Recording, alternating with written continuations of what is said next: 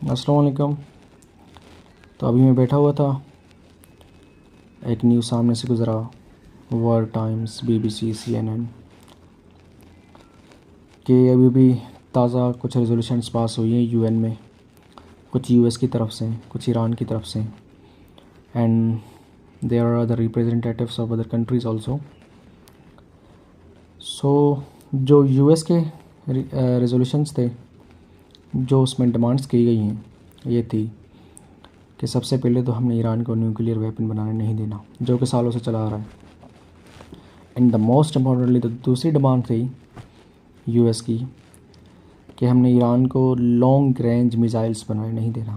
अब ये एक न्यू बात है, लॉन्ग रेंज मिसाइल्स क्यों नहीं बनाने देना। उसकी वजह ये थी कि जो यूएस के रिप्रेजेंटेटिव्स वहाँ पर बैठे हुए थे, उन लोगों ने कहा कि ईरान के जो मिसाइल्स हैं वो यूरोप तक पहुँच चुके हैं, और जो कि हकीकत बात है, सुपरसोनिक वगैरह।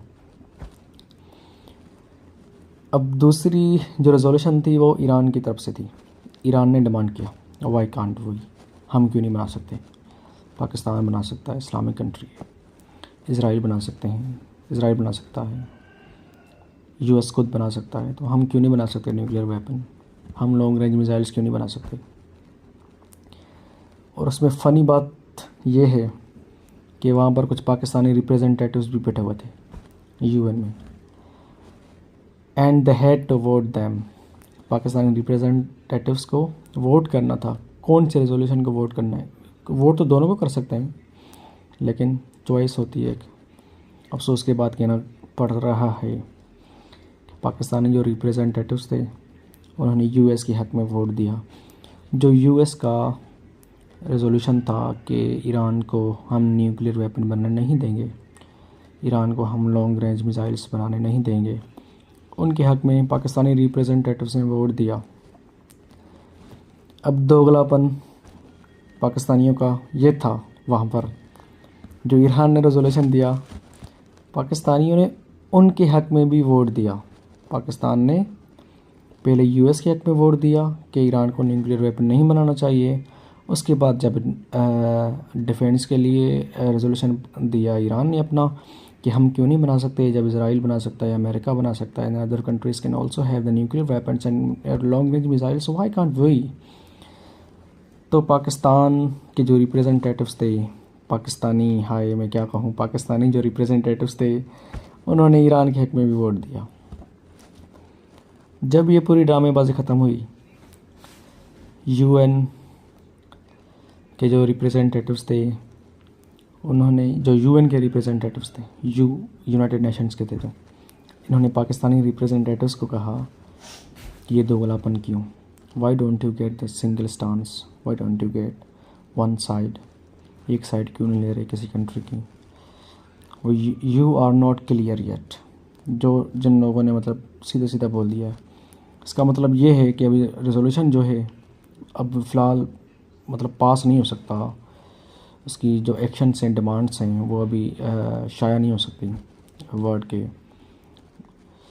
के जो लॉज हैं, रूल्स हैं उनके ऊपर, क्योंकि अभी पाकिस्तान बीच में अटक चुका है। ये यूएन के रिप्रेजेंटेटिव्स थे, उन्होंने कहा कि why don't you take single stance, एक स्टांस क्यों नहीं ले रहे, ईरान की ले लो या अमेरिका की साइड ले लो, कुछ भी करो, दोनों की क्यों। ये तो इतनी फनी हुआ। दूसरी न्यूज़ ये थी, न्यूज़ तो नहीं कह सकते, जो अपना एक इंफॉर्मेटिव था, ये था कि जब ईरान ने यूएस के बेसिस पर हमला किया, कतर पर किया, बहरीन पर किया, एंड मोर अदर कंट्रीज़, तो अजीब बात ये थी कि जब यूएस के बेसिस पर हमला हो और यूएस उन बेसिस के थ्रू ईरान को जवाब नहीं दे रहा, ईरान अपना डिफेंस नहीं कर रहा, स्पेशली थ्रू दोज बेसिस। ये नहीं हो सकता कि पूरे बेसिस के तबाह कर दिए थे, लेकिन नहीं, they were able to revenge, they were able to attack, they were able to invade, लेकिन नहीं किया, यूएस ने नहीं किया। उल्टा यूएस ने क्या किया कि वो जो बेसिस थे वो छोड़कर अपनी मिलिट्री लेकर, अपनी आर्मी लेकर, चॉपर्स लेकर, all the stances they have, सब लेकर निकल गए वहाँ से। यूएस ने कंट्रीज़ छोड़ दी, स्पेशली सऊदी अरबिया हो सकते, एंड यूएई, क़तर, यूएस ने कंट्रीज छोड़ दी। अब देखा जाए तो ग्रेटर इसराइल तो बनना है, हमने कुछ भी करो कुछ भी हो, ग्रेटर इसराइल बनना है। ये तो हदीस में भी आ चुका है। डॉक्टर सरार अहमद भी कहते थे ग्रेटर इसराइल, जिसमें पाकिस्तान का हिस्सा, अफ़गानिस्तान का कुछ हिस्सा, अफ़गानिस्तान का कुछ ज़्यादा हिस्सा आ रहा है, पाकिस्तान का कुछ हिस्सा आ रहा है, ईरान का आ रहा है एंड इराक़ का आ रहा है, लिबनान आई गेस लिबनान भी है। तो अगर देखा जाए तो जब यूएस के बेसिस पर हमला हुआ तो यूएस ने कोई भी रिस्पॉन्स थ्रू दोज बेसिस नहीं किया, यूएस ने वो बेसिस छोड़ दिए। जब इसराइल को अगर अपना ग्रेटर इसराइल बनाना है तो इसराइल को सबसे पहले तो कंट्रीज़ पर हमला करना होगा, जंग के थ्रू अपना जो बॉर्डर है उसको जो बॉर्डर है उसको बढ़ाना होगा। अगर इसराइल ने किसी कंट्री पर हमला किया तो यूएस के जो बेसिस अगर किसी कंट्री में होंगे तो उस यूएस बेसिस को, उस कंट्री को, इसराइल को जवाब देना पड़ेगा थ्रू दोज बेसिस। तो ये देखा जाए तो अगर इसने जब हमला किया तो यूएस ने अपने बेसिस छोड़ दिए। This can be a plan of greater Israel.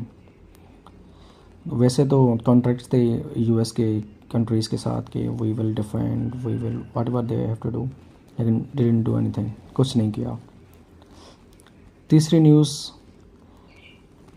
ये थी अभी जो हमने बैठे बैठे पढ़ी या फिर सुनी कि Israel is planning to invade, to attack on मस्जिद अल-अक्सा पर हमला करने का इसराइल प्लान कर रहा है, और उस हमले का जो इल्ज़ाम होगा वो हमने ईरान के ऊपर डाल देना, जो इसराइल का स्टांस था। बाकी पाकिस्तान मुस्लिम्स कंट्री, जो मुस्लिम कंट्रीज़ हैं पाकिस्तान के अलावा, Saudi Arabia, UAE, they have to just, हमने तो तेल के ऊपर चलना है, हमने तो टूरिज़म के ऊपर चलना है, बाकी we don't have to get anything else. चौथी न्यूज़, किम जोंग बबलू के हवाले से उसके किसी बेसिस पर इसराइल ने कोई हमला किया है तो किम जोंग इन बबलू ने जापान के जो सी बेसिस हैं जापान के, उनके ऊपर हमला कर दिया उल्टा। अब इसकी कोई रिसोर्स, इसका कोई रीज़न नहीं मिल रहा कि जापान के ऊपर ही क्यों, अपना डिफेंड करना था तो इसराइल के ऊपर कर देते, किसी और के ऊपर, लेकिन जापान के ऊपर से कोई रीज़न नहीं मिल रहा। देखते हैं what is going to the world war 3 and I don't know what's happening, what's going to be happen.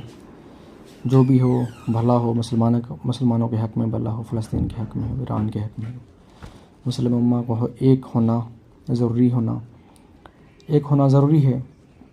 बाकी फ़िलहाल तो वर्ल्ड वॉर 3 स्टार्ट हो चुकी है, रशिया यूक्रेन वार को देख लें, बाकी इसराइल और फ़लस्तीन की जंग तो नहीं कह सकते इसको, ये तो सीधा जुल्म था, क्योंकि जंग वो होती है जब वो एक अगला कंट्री भी रिस्पॉन्स करे, लेकिन it was not, Palestine wasn't responding anything. तो अल्लाह भला करे, देखते हैं क्या होता है। बाकी जो पाकिस्तान की जो मेन मकसद था मेरा, वो था पाकिस्तान के हवाले से कि पाकिस्तान ने अपना दोगलापन दिखाया, इसराइल के हक़ में भी, यूएस के रेजोल्यूशन के हक़ में भी वोट दिया जो कि ईरान के ख़िलाफ़ हो गया, उसके बाद ईरान के हक़ में वोट दिया जो कि यूएस के ख़िलाफ़ हो गया। आई don't know what's going on. जो कि यूएन के जो रिप्रेजेंटेटिव्स थे, उन्होंने पाकिस्तान के रिप्रेजेंटेटिव्स को भी कहा कि why don't you take a single stance, एक कंट्री के पास, एक स्टेट के पास आ जाओ। देखते हैं, अल्लाह भला करे, बस क्या होता है। अल्लाह हाफ़िज़।